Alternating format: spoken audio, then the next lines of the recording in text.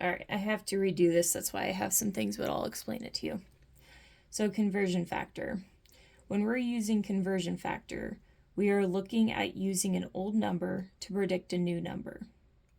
So think conversion is converting something new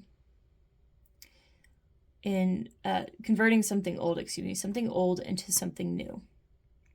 And a factor is what determines the change.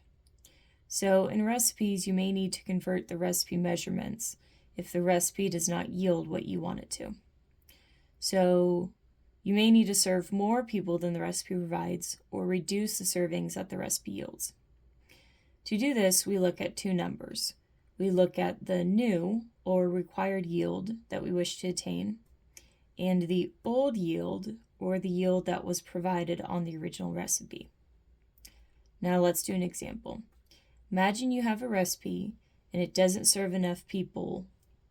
So you need to serve 20 people, the recipe serves 20 people and you need to yield 80 servings. So this is where I messed up because of how I was reading. So 80 divided by 20 is 4. So 4 is the conversion factor. Sometimes the conversion factor is a whole number, but it can also be a decimal conversion factor. So 80 divided by 20 was 4. What does that mean? Well, remember I said that we are converting something old into something new. And the factor is what's determining the change.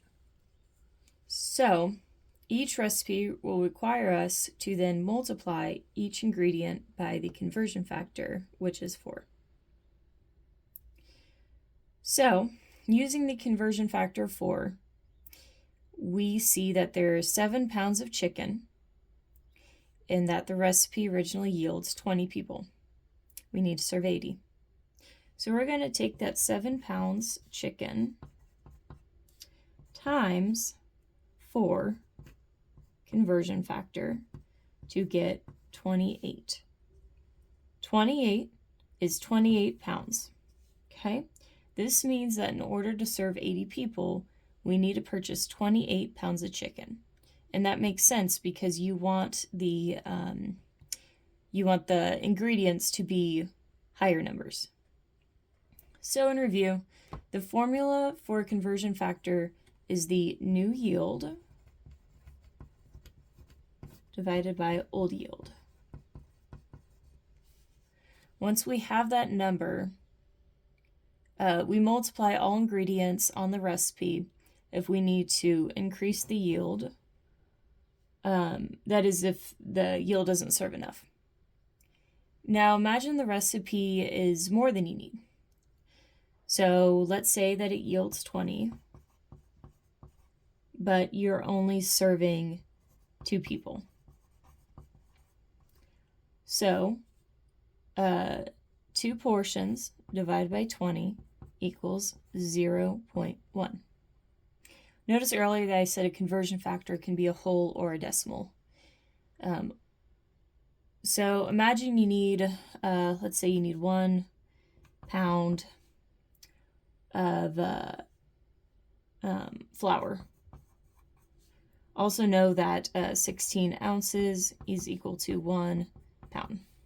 Okay, well, we know the conversion factor, and just like if we did to go from smaller to bigger, we do the same if it's bigger to smaller. So we know that 16 ounces is in 1 pound. So we're going to take 16 ounces times that conversion factor of 0.1. Oops.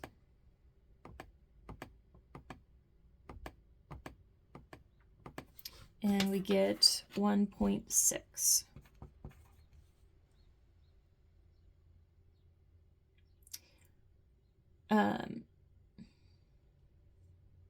Always remember that you're trying to get a bigger number if it's a bigger answer. This makes sense because you went from 16 ounces to a lower number of 1.6 ounces needed when it's only for 2 people. Conversion formula is pretty simple. You just need to take your time and make sure you're writing out the units. And again, remember, it can be a whole or decimal number as the conversion factor.